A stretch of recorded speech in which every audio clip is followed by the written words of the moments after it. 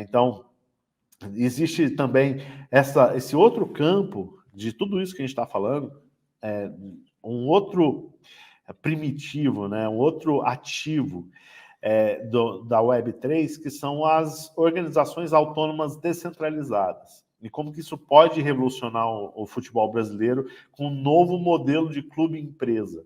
Né? Eu achei bem interessante essa matéria, e isso daqui é um tema muito importante quando a gente pensa numa web descentralizada, porque grandes projetos, a tendência é que eles encontrem um modelo de governança que seja descentralizado. Porque o número de propostas que são promovidas para melhoria dos protocolos, a forma mais inteligente de se lidar com isso é um trabalho constante de uma comunidade ativa.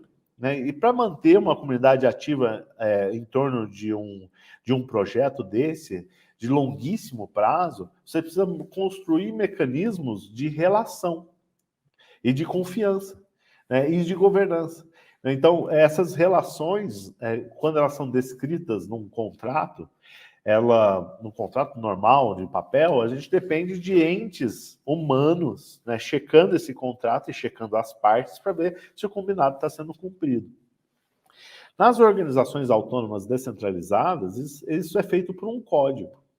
Então, se cria um conjunto, né, em cima de um propósito, um conjunto de regras, onde essas regras estabelecidas vão ser reforçadas criptograficamente por um código responsável por isso. E quando eu digo criptograficamente, é para enfatizar o fato de que é inviolável e que há mecanismos de voto, por exemplo. Então, a gente vai propor que essa organização tenha uma finalidade que seja a governança de um time de uma cidade pequena. Então, um conjunto de pessoas investe nesse time, né, seta as regras de governança, de tutela, principalmente de capital, né, do capital aportado nessa iniciativa. Isso pode ser feito muitas vezes, como é feito na Web3 hoje, através de crowdfunding, né, ou através de venda de ativos digitais, ou emissão de moedas, ou emissão de coleções raras de NFT com benefícios futuros. Tudo isso atrelado a um roadmap, né, um conjunto de ações cronologicamente definidos no tempo, que demonstra a direção que esse projeto vai se desenvolver. E isso abre uma janela de oportunidades. Né? Então, isso vai revolucionar o terceiro setor, com certeza. Essas entidades que lidam com um grupo de pessoas muito grande, como, por exemplo, os clubes empresa, né? Que são esses que existem uma legião, né, de torcedores ativamente participando, né, com opiniões a respeito de contratação de jogadores, estratégia, etc. Então, isso elevado ao último grau numa DAO seria fonte de conhecimento e recursos que seria compartilhado com essa regência distribuída, e a relação dessas entidades, né, com uma finalidade de participação e lucro também. Então, a gente vai ver muitas DAOs surgirem com papel de investimento, né, com critérios estabelecidos para capital semente, para investimentos específicos.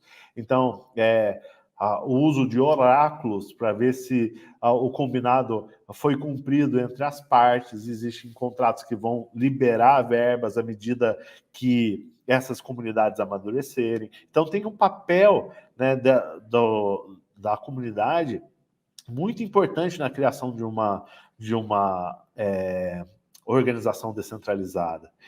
Ele é o coração e pulmão ali. Tanto é que tudo que é votado de melhoria, isso serve também para o Bitcoin, né, é aprovado dentro dessa ordem de participantes da rede. Então, isso vai ser o real poder aí descentralizador e inovador dessas tecnologias à medida que eles vão entrando no mundo real. Então, eu já conheço várias DAOs de game, por exemplo, de blockchain games. E eu enxergo que vários times de esportes, eles tendem a ser DAOs. Então, da mesma forma que aqui a gente está falando de times de futebol, né, que tem comunidade fortíssima, a gente vê os times de esportes terem comunidades fortíssimas e super ativas, né, e já com essa proximidade de estarem lidando com o mundo dos jogos, né? Então, você pega agências especializadas em comunicação de esportes, né? Então, fecha parcerias com grandes marcas de NVIDIA, de placa de vídeo, de computadores, de processadores, mas também de cripto.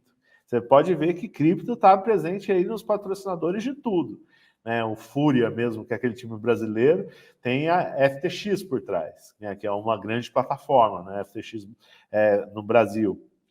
A Fúria, eu acho que, na minha opinião, um dos times que tem uma comunidade mais engajada e mais furiosa e fortíssima de esportes. E eu vejo isso como uma grande oportunidade. Agora, imagina a quantidade de guilds, né, que são grupos de jogadores de jogos específicos distribuídos em todo o landscape aí do ecossistema gamer. Agora imagina cada guild dessa, para quem não sabe, guilds são grupos de jogadores que têm um objetivo comum e geralmente se ajudam no jogo, né? Tem um propósito, é como se fosse um clã, né? Um clã de guerra, por exemplo, um clã tribal desses gamers. E aí o que a gente enxerga? Cada guild dessa, ela tem conjunto de regras, ela tem preceitos, ela tem um propósito, tem tudo que uma DAO precisa, né, ter para existir. Então a tendência é que as guilds de games se tornem DAOs.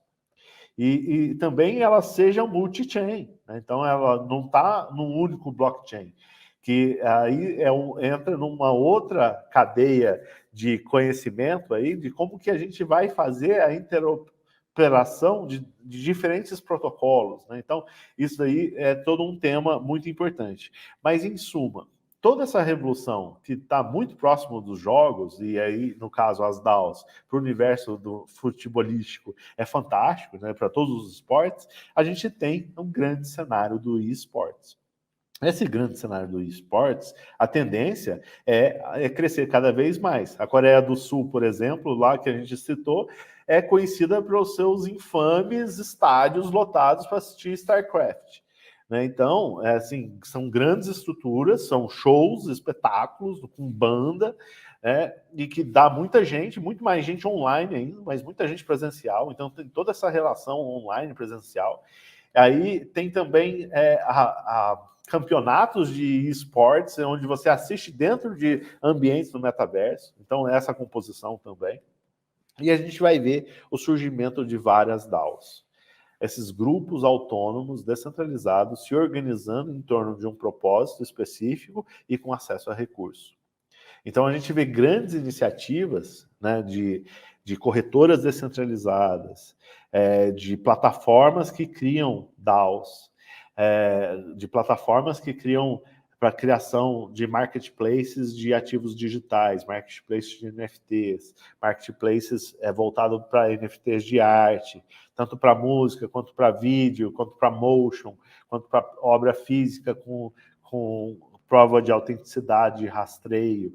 Então, tudo isso é um conjunto de casos de uso de uma mesma tecnologia, que é o blockchain, que vai ter um impacto muito forte no âmbito da cultura de uso, né?